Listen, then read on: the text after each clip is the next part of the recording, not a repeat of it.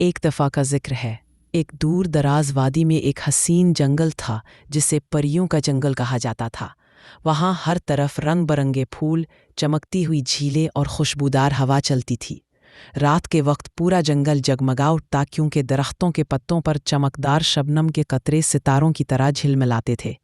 اس جنگل میں سب سے خوبصورت پری نوری رہتی تھی۔ نوری کا دل بہت نرم تھا۔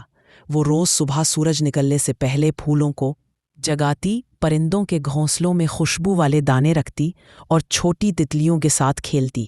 ایک دن جب نوری پھولوں کو پانی دے رہی تھی تو اچانک جنگل کے دوسرے کونے سے چیخنے کی آواز آئی۔ نوری فوراً اڑ کر وہاں پہنچی، دیکھا کہ ایک ننھی گلہری ایک جال میں پھنس گئی تھی۔ نوری نے اپنے جادوئی چھڑی سے جال کاٹ دیا۔ گلہری آزاد ہوتے ہی رونے لگی، شکریہ نوری، یہ جال کسی ظالم انسان نے لگایا ہے جو جنگل کے جانوروں کو پکڑتا ہے۔ یہ سن کر نوری کا دل بھر آیا۔ وہ فوراً پریوں کی ملکہ زری کے پاس پہنچی۔ زری پری سب کی رہنما تھی۔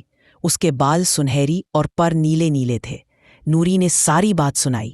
زری نے کہا، ہمیں اپنے جنگل کی حفاظت کرنی ہے۔ آج رات ہم سب پریاں جادوئی دائرہ بنائیں گی تاکہ کوئی انسان اندر نہ آ سکے۔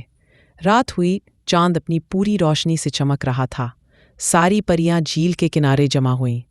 نوری، زری اور باقی سب نے ہاتھوں میں ہاتھ ڈال کر ایک بڑا دائرہ بنایا۔ نوری نے آسمان کی طرف اشارہ کیا، اے روشنی کے دیوتا، ہمیں طاقت دو کہ ہم اپنے گھر کی حفاظت کر سکیں۔ اچانک ان کے پروں سے سنہری روشنی نکلی جو پورے جنگل میں پھیل گئی۔ درختوں نے چمکنا شروع کر دیا، جھیل میں لہریں نچنے لگیں اور ایک شفاف دیوار جنگل کے چاروں طرف بن گئی۔ اب کوئی انسان اس دیوار کے پار نہیں جا سکتا تھا۔ اگلی صبح جب وہ شکاری آیا تو حیران رہ گیا۔ اسے لگا جیسے جنگل غائب ہو گیا ہو۔ وہ کئی گھنٹے تلاش کرتا رہا مگر جنگل اب عام آنکھوں سے پوشیدہ ہو چکا تھا۔ نوری نے خوش ہو کر سب کو گلے لگایا، اب ہمارا جنگل ہمیشہ محفوظ رہے گا۔